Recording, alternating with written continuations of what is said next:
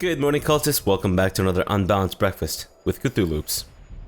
Let's continue in Tyranny, as we still haven't left the spire, due to a lot of talking and me tripping over words and crap like that. But yeah, actually, it looks like Eb's got something to say. Good God.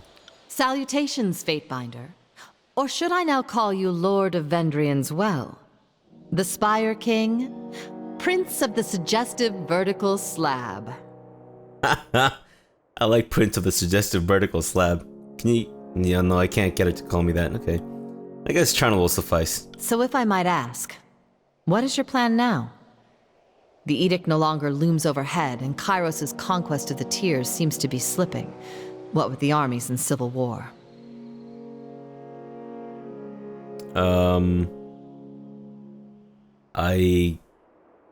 Yes,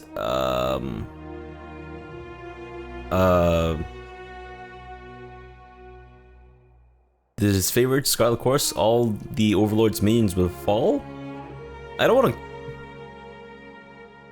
seem like I'm trying to just be nice here and overthrow, you know, Kyros. I guess for the first order of business, I should speak with Tunon? I would counsel you to do just that. I'm sure the events of Vendrian's Well are best explained from your mouth to Tunon's ears.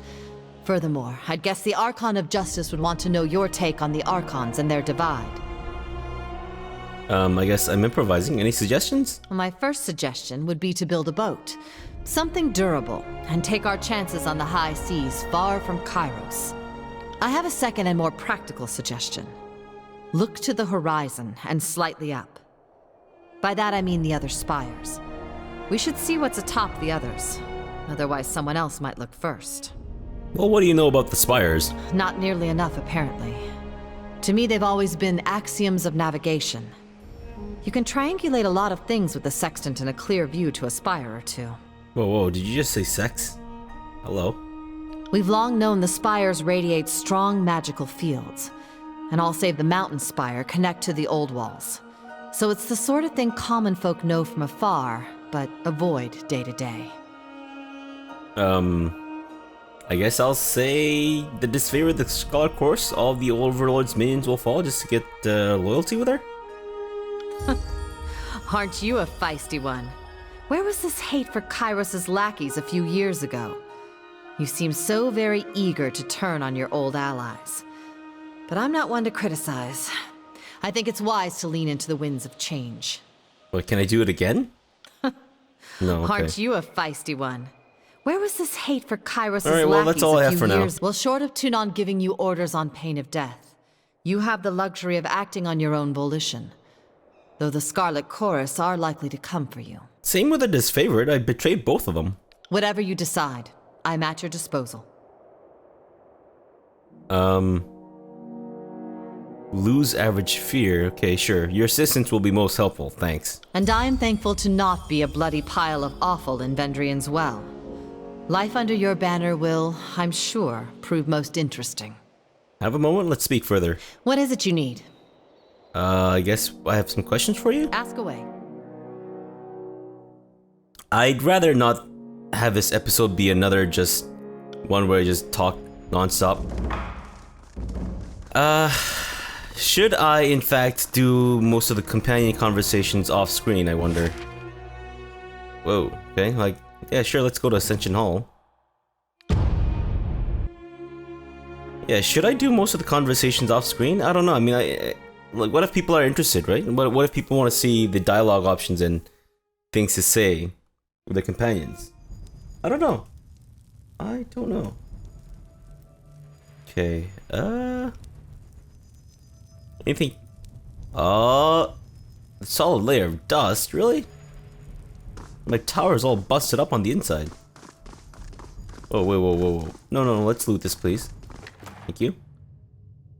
Iron Marshal's Heirloom Blade. Okay.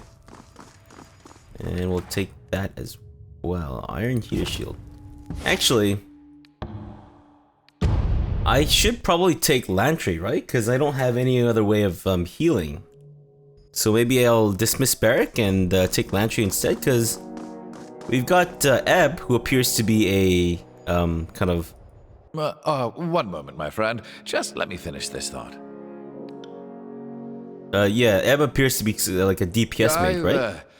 I will, I can sober up on the road. Ready to go. Alright, cool. So then let's make sure that we have our party formation correct. And by that I mean like this, I think? Yeah. There we go. So that I'm always at the front. Barrick, you gonna be okay here by yourself, buddy? Can you, you know, watch the place? Is there anything that I can investigate in Ascension Hall itself? I think that's a question that I want to ask. And that's a question that I have indeed asked already. So, I'll just speed things up. Have us go super speed. Explore the Citadel or this place. Anything? And apparently the map became unexplored, which is strange. Yes, I do. Verse. Almost forgot your name there, miss. Anything else you can discover for me? Oh, look at that, more loot. These small barracks are nowhere large enough to keep Vendrian's guard comfortable and wrestle. Okay, cool.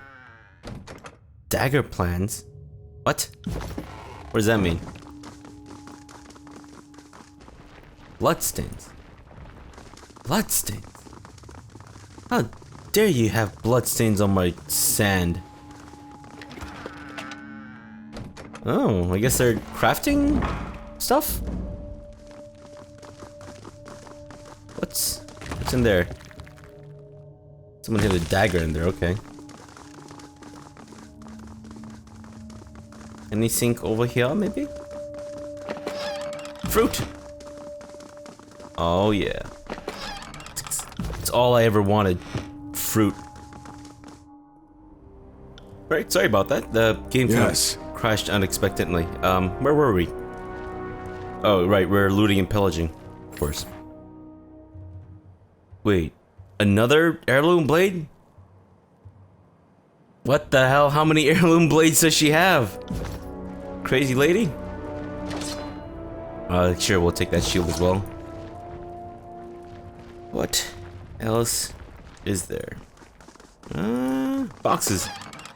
Blood moss. More Dark Souls loot. Drowsy drop. You learn something every day. Oh, look at that. Maybe one more into Vitality, since I'll be the only tank of the group. Since, you know, Barrick's just taking a rest and sulking, you know. Talents, I'm thinking maybe heavy guard, since I'll be wearing a lot of heavy armor. Possibly, hopefully, maybe. Okay. I guess we'll start with the Voice of Kyros, and then we'll do Bleden Mark or Stirring Visions or whatever. Yeah. Ebb.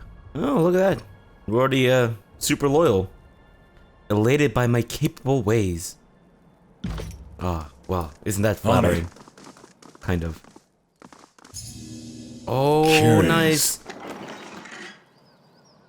Oh man, look at all that healing. Hot diggity damn.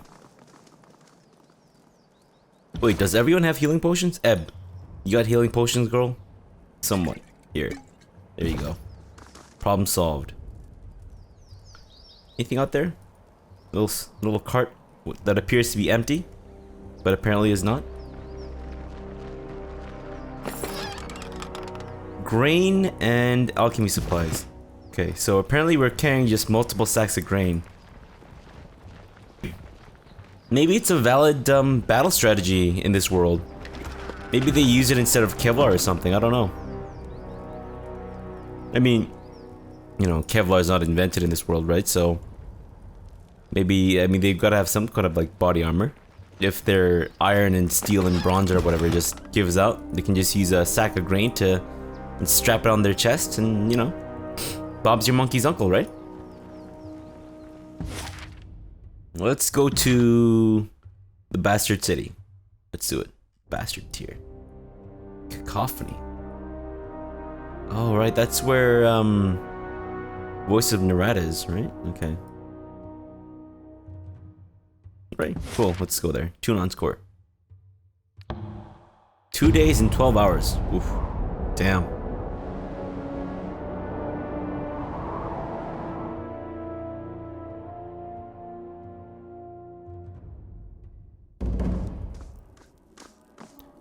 Alright, whoa, there's a lot of people to talk to.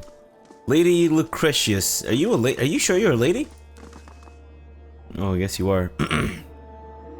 This well-dressed older woman stands apart from the million crowds of nobles. She stares off into the distance, oblivious to your approach until you're right in front of her. Oh, greetings, she offers a reserved smile.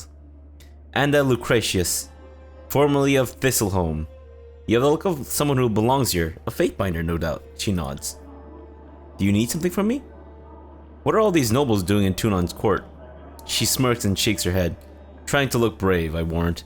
But if you crane an ear to any of the conversation, you'll hear a different tale. 3 years since Tunon set up shop in the Bastard City, we're still getting used to our new masters, and figuring out what we can and can't ask of them. She nods to the assembled nobles. These are smart, ring-plenty folk. Right, ring is currency. The way they approach Tunon, you'd think they were raised under a tyrant's lash. Some of them have come to settle a grievance, others to pledge fealty. I've been standing around long enough to know that the educator doesn't care for empty gestures. How has the Bastard City fared since the conquest? Kyros' forces took the city as we expected them to, without mercy or restraint. The Scarlet Corps spilled more blood than we had to give. The disfavored took their share of slaves after the Gates of Judgment.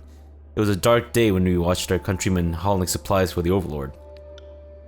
We suffered our share of hardships, but it seems that Kyros wants us alive.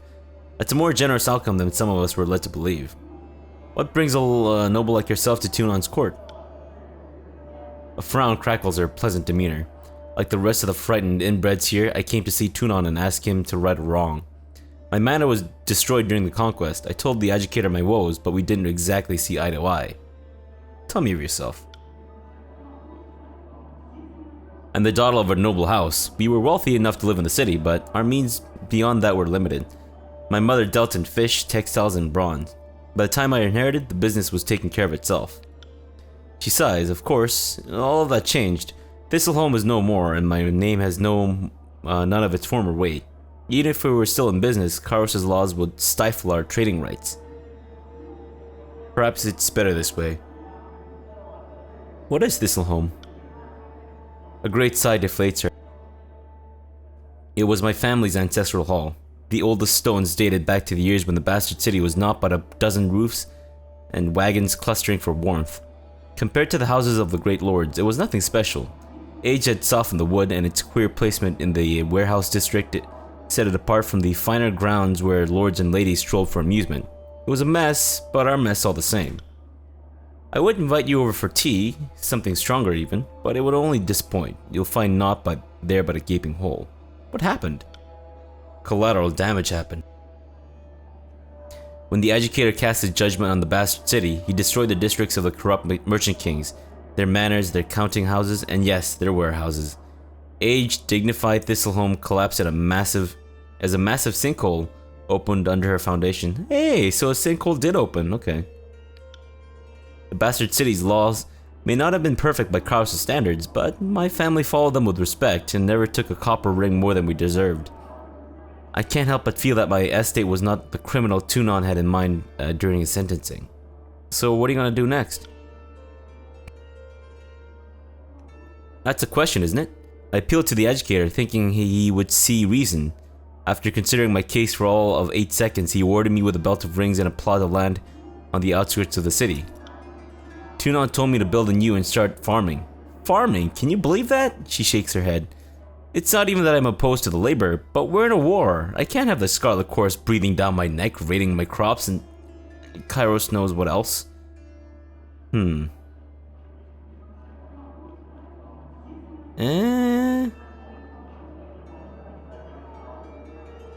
I guess I will say Tunon's word is Kyros' law, whether you think it's fair or not. Don't I know it, she huffs. Meaning no disrespect to you or your office, I never questioned the power of Tunon's word. I come from a long line of smart, ring-savvy merchants, but even I can't reconcile Tunon's justice with Kyros' law. There's something wrong about it. Maybe Tunon knows something I don't, or maybe... What do you mean? People come here for justice. They usually get a version of it, but it's Tunon's version, not theirs. Half of the time, they don't even get what they wanted out of a ruling in their favor. She shakes her head. The deed to the farm, for an instance. Not to put my own ignorance on display, but if more people knew how Kyros' laws worked, they might not come here seeking a ruling at all, even a fair one. Tunon is a servant of law, but he's the Overlord's vassal as much as any of us. Sometimes it seems like he uses his position to twist everything in the Empire's favor. We're just pieces on a board, and he can move us wherever the law justifies that we stand. That doesn't sound, well, legal.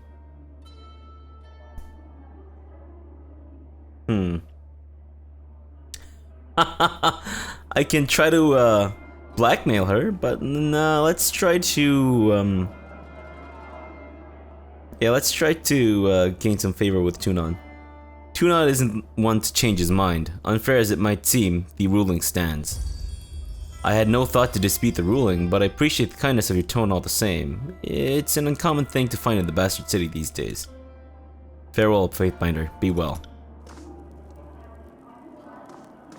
Can we talk more, or are we done here? You said I can maybe come over for drinks? Can we maybe Netflix and chill? I mean, I guess Netflix hasn't been invented, right? So, alright, well, let's quick save and... Ooh. You call yourselves officers of Kyros' army, but your conduct falls short of my expectations.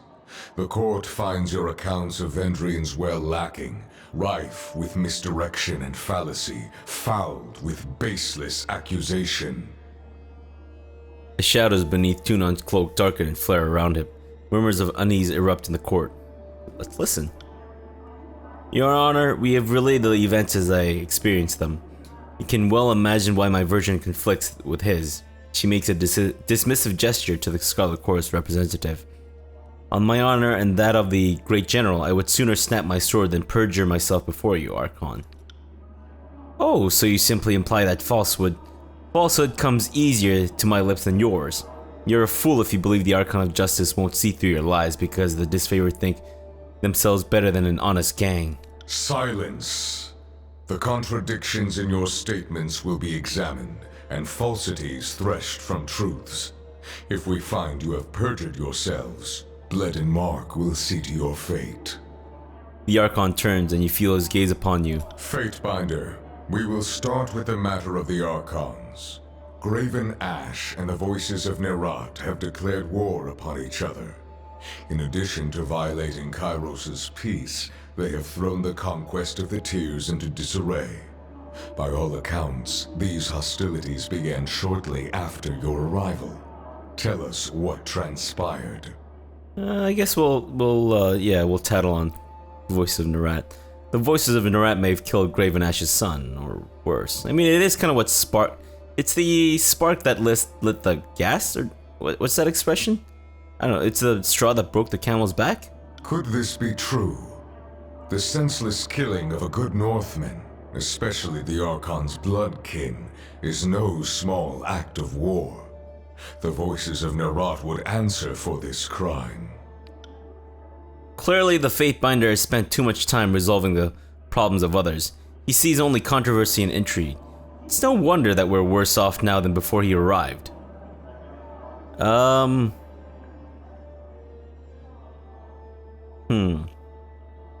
guess we'll say the Archons could not agree on who should lead the siege and descended into accusations of treachery. It seemed like a mutual spat. The disfavored were more deserving of the honor. Our tactics and training outmatched the Vendrian Guard at every turn. What balderdash? This guy kind of looks like Kratos from God of War. What balderdash? The disfavored couldn't tip over a straw hut if they had a week to strategize. Our howling mob was better equipped to overwhelm the Vendrian Guard. Our recruits were ready to throw themselves at the enemy. If only Ash and his legion would agree to a plan. The Fatebinder presents testimony. I warn you both against speaking out of turn. Something more than a mere disagreement unraveled this campaign. But I will return to that in time. Let us speak of Ascension Hall. We have all manner of discordant and conflicting stories to piece together. In your own words, tell the court what transpired. The conduct of the disfavored and Scarlet Course displeased me greatly. I ended the siege as I saw fit. Even if that meant alienating your former allies, driving a rift between the court and the military, and potentially upending what we've spent 3 years building together. I wish I shared your confidence, Fatebinder. The court will ponder the testimonies we've received, and judge the matter in its proper course. For the time being, you will continue to travel in your own accord and dispense justice to both sides of the civil war. If your presence is required here in court, we will find you. You are dismissed. Why wasn't that red? Why was everything but that red? That's so strange to me. Oh, look, we have other Fatebinders. Okay. I guess we'll talk to them. Let's give you... You died too much. Vitality.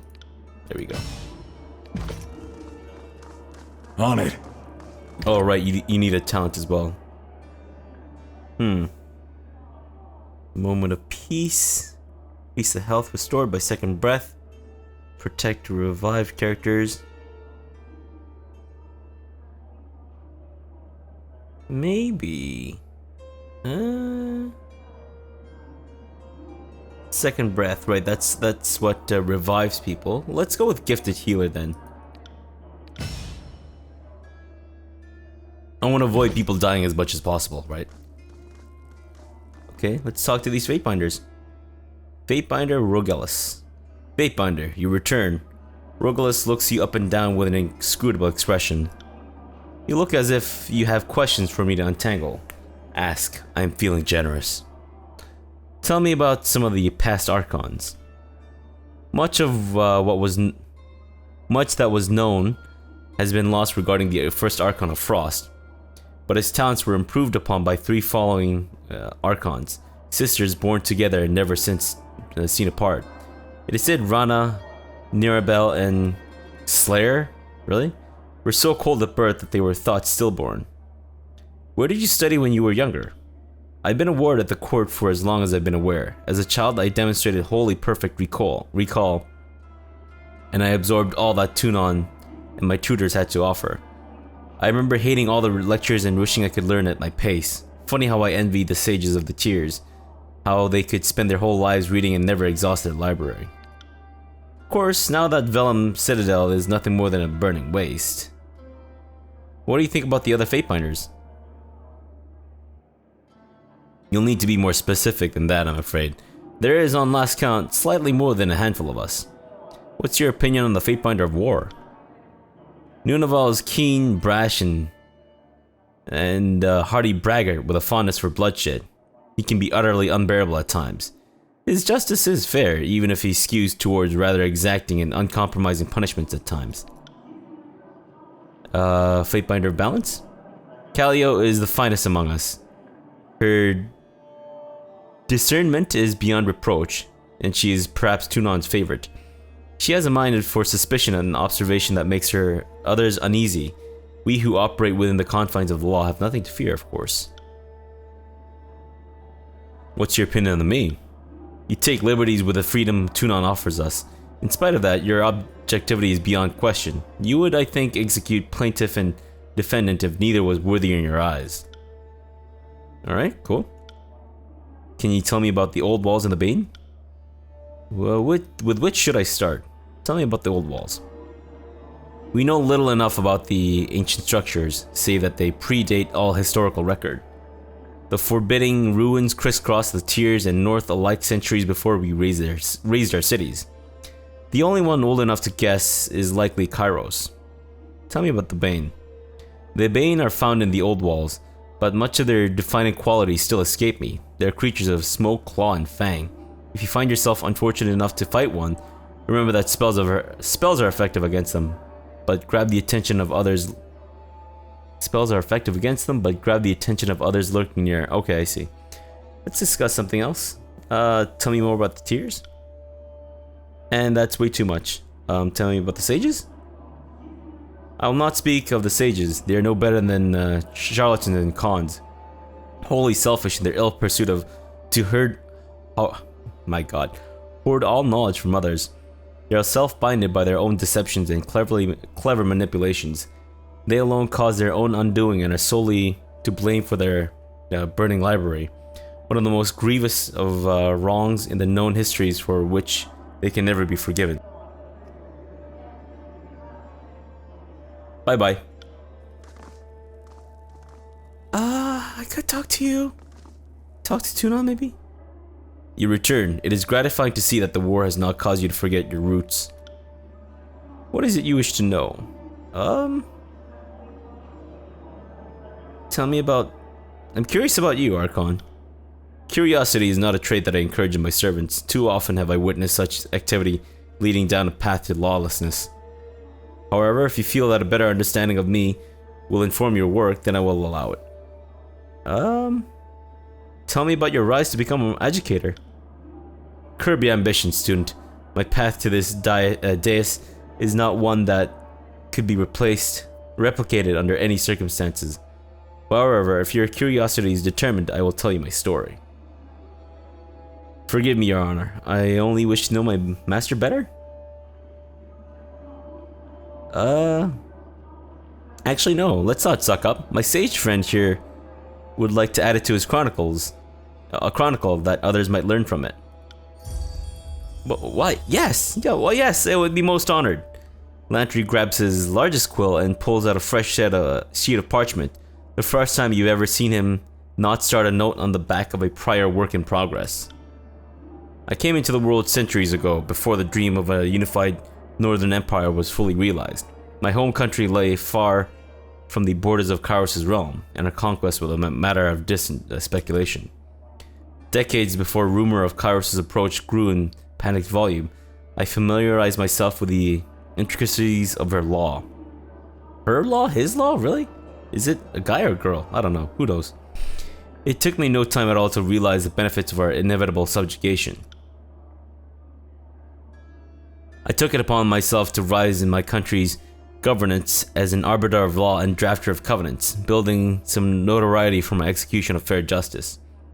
As my influence and trust of my people evolved, my decisions transcended to define future precedent.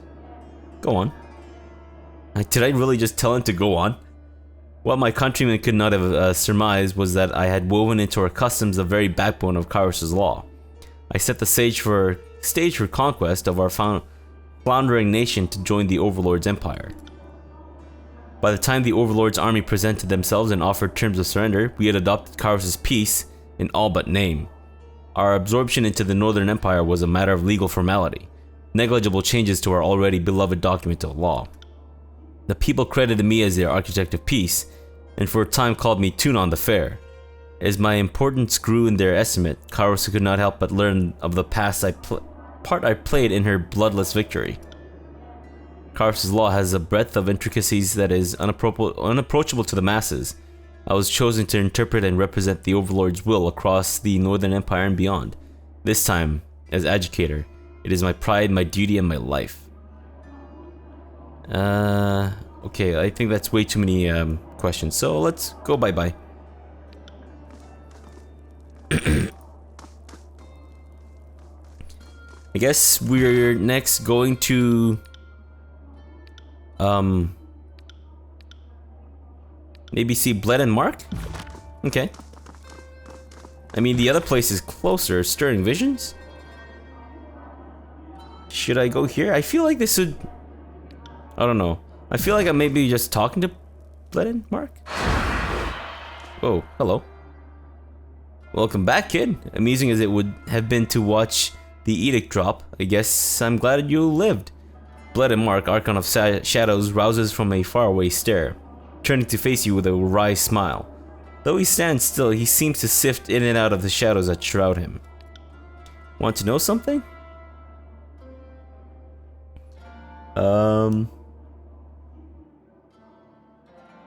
Okay, I guess, well, I forgot to read that part. The Archon's voice ends on a playful melody, and the red face paint above his jawline creases with a smile. Only if I'm not going to regret knowing it. You won in a lose-lose situation, not saying the educator was wrong to send you into certain death. Someone had to read the edict. But I like your type, kid. You're the right combination of capable and too damn stubborn to die that not only survives, but thrives on suicide missions. The Archon's fighting damn well didn't help your chances. Can't say I'd have done different if it was my life on the line. Everyone's keeping an eye on you, because you did something nobody has done before. Got a guess as to what that might be?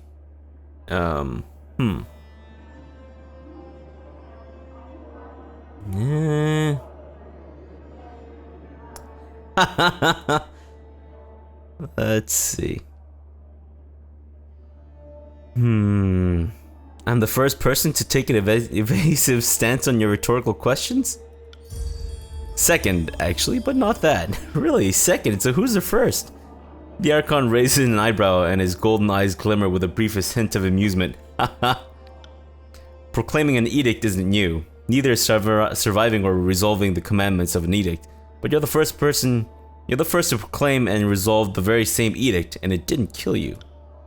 In one fell swoop, you survived your second edict, resolved the very one you had proclaimed, and woke an arcane structure that had slept for several centuries. I can just glare silently. Why should I care about any of this? Kyros only knows if he should, but others will hear of what you've done, and they'll assume it's important. They could come to see you as a rival for the Overlord's attention and seek to remedy the problem of your rising significance. I don't care what you do with the information, but you should know the danger you're now in. You're in now that you've put yourself on the map. Since you don't seem big on playing nice with the Archon, you can bet both of their armies are going to try to cut you down as you go forward. Watch out for a knife in your back. Thanks for the advice. The Archon of Shadows shrugs to you in farewell, but his golden eyes are alight with interest as he watches you. I got it. So you're still here. Do you still want to meet at Ashenwheel? Like,